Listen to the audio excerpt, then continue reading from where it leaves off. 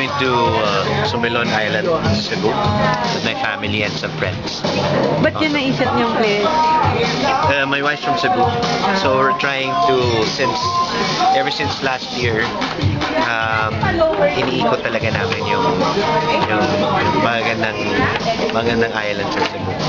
So we've been going around. There's a lot of, actually, parang we just wanna explore the Philippines.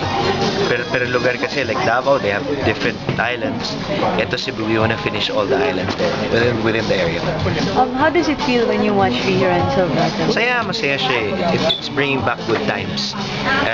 Like what I've said a while ago, it's not all about the money. It's bringing back the good times of you won't get to see yourself there.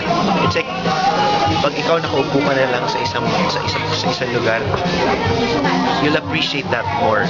It's like taking a look at old pictures. Ngayon kasi puro nasa computer na lang, diba? So sometimes when you fix your stuff and you see old pictures, that's I think that's a kind of feeling that na experience ko when I watch old shows. And it was just 10 years ago, may isa 3 years ago, 4 years ago, yung may bukas pa. So you see the differences, like we talked a while ago. Nakikita mo yung differences, nakikita mo yung mga pwede yung pang improvements at yung maturity mo na napapansin mo rin, diba? So, You still the miss yung times na magkakasama kayo before, na sana maulit na magkakasama ulit kayo for the let's just face it won't happen again. It will really not happen again.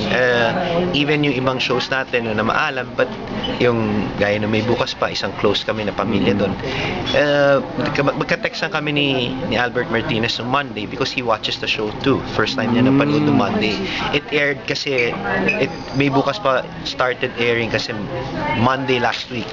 So nung Monday itong linggon to, nag-text sa akin si Albert na parang tagal namin na nga, it's bringing back the good times. Na-miss niya yung family namin doon because doon pag kinall time ka na alas 7, hindi ka na makakauwi. Kasi nga, doon ka na. So, we're obliged to stay there and just be with them. So, naging close kami lahat. And we even see each other at least once, twice a year, the group. Ano masasabi mo kay Sijan ngayon? Ang laki na. Ano na? Ang anak mo, yeah. Ano na siya eh. He's, honestly, he's matured pretty well. Maganda yung pagtanda niya.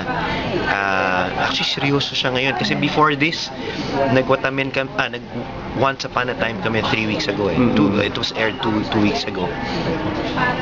Nagmature yung bata sobra, and watching him just sa may bukas pa 2 weeks ago, parang sabi ko, wow, grabe itong batang tong, giling-giling. And we did some drama scenes sa Once Upon a Time. Ano pa rin? Meron pa rin. Tinginan na lang kami, meron pa rin. Nakakatuwa. So makikita mong malayo pa mararating ni Sijan after kasama mo siya? Definitely. Masarap kasi magtrabaho na yung kapwa mo artista may nakukuha ka sa kanya. Yung hindi mo na kailangan magprepara dahil kailangan mo magtrabaho sa kanya. Ito, para si Catherine Bernardo, yung kahit 5, 4, 3, 2, action, may nakukuha ako sa kanya. May nakukuha ako kay Sijan din. Personally, ano yun? Yung mga natutunan mo kay Sijan as co-actor mo? Nagagaling sa puso yung sinasabi nila at saka yung emosyon nila. Hindi nila binibitawan yung linya lang. Marami kasing ganun eh. Binibitawan lang. Ito nararamdaman mo yung sinasabi nila.